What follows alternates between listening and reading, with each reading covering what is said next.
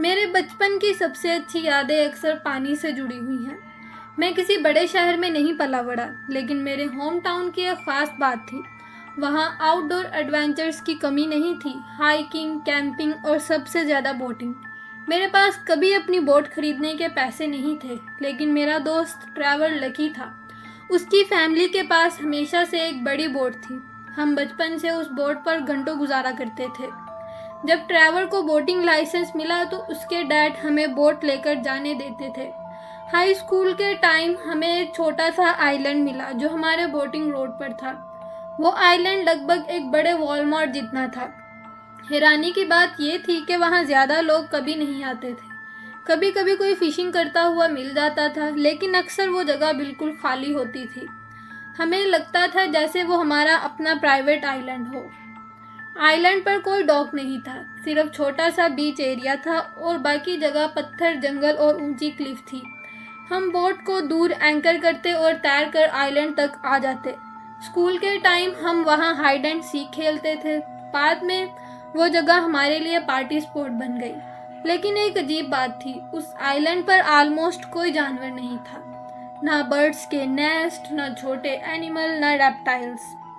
कभी कभी तो इंसेक्ट भी नहीं दिखते थे। हम मजाक मजाक में नए लोगों को कहते थे कि यह आइलैंड कर्स्ड है। हम बस डराने के लिए कहानियां बनाते थे। हमें खुद भी नहीं लगता था कि वहाँ कुछ अजीब हो सकता है। लेकिन एक रात सब कुछ बदल गया। आइलैंड पर वो रात कुछ साल बाद ट्रैवल की अपनी बोट थी।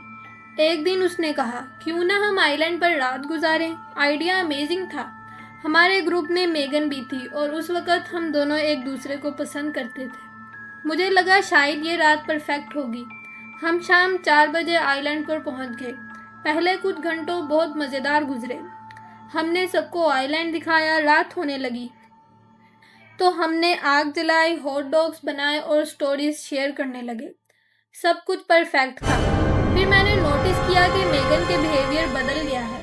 वो नॉर्मली बहुत हंसती थी, लेकिन अब वो चुप थी। वो बार बार जंगल की तरफ देख रही थी। मैंने पूछा, क्या हुआ, तुम ठीक हो? उसने कहा, मुझे ट्रीज के अंदर से आवाज़ आ रही है। मैंने कहा, शायद कोई एनिमल होगा, लेकिन उसने जवाब दिया, यहाँ तो कभी कोई एनिमल नहीं देखा। उसकी बात सुनकर सब थोड़ा नर्वस हो गए। ड्राइवर ने फ्लैश लाइट उठाई और कहा, मैं चेक करता हूँ, कोई नहीं है वहाँ। उसने फ्लैश लाइट जंगल की तरफ घुमाई और फिर मेगन जोर से चिल्लाई।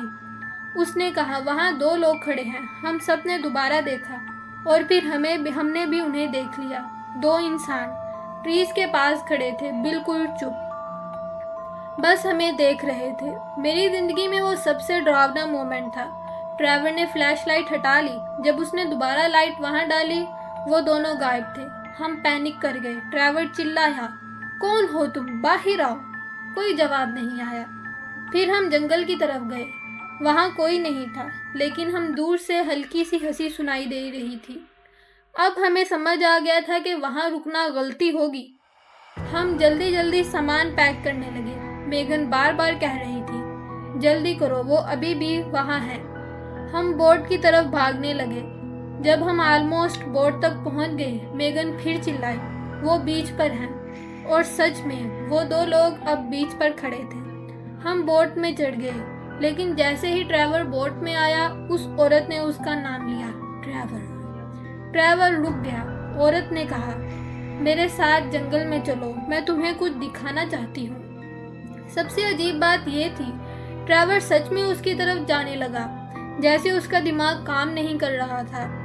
मैंने उसका हाथ पकड़ा और उसे बोट पर खींच लिया। हम तुरंत वहां से निकल गए। जाते वक्त हमने आइलैंड के अराउंड बोट घुमाई और एक अजीब बात यह थी कि वहां कोई दूसरी बोट नहीं थी। मतलब वो लोग आइलैंड पर आए कैसे? वो वहां कहाँ छुपे थे? अगली सुबह ट्रैवल और मैं वापस आइलैंड पर गए। हमने वहां एविडेंस ढूंढने की कोशिश की। जंगल के अंदर कुछ फीट चलने के बाद हमें एक अजीब चीज मिली। एक पेड़ के पास स्टिक्स से बना हुआ एक इंसान जैसा फिगर पड़ा था, यानी कि पुतला पड़ा था। हम वहां ज्यादा देर नहीं रुके। हम बोट में वापस आए और चले गए। आज भी मुझे नहीं पता उस रात आइलैंड पर क्या हुआ था, लेकिन एक बात मुझे पता है, वो आइलैंड नॉर्मल नहीं था। कभी कभी कुछ जगह सिर्फ जगह नहीं होती, उनके अंदर कुछ ऐसा होता है जो हम समझ नहीं पाते, और शायद कुछ राज ही रहने चाहिए।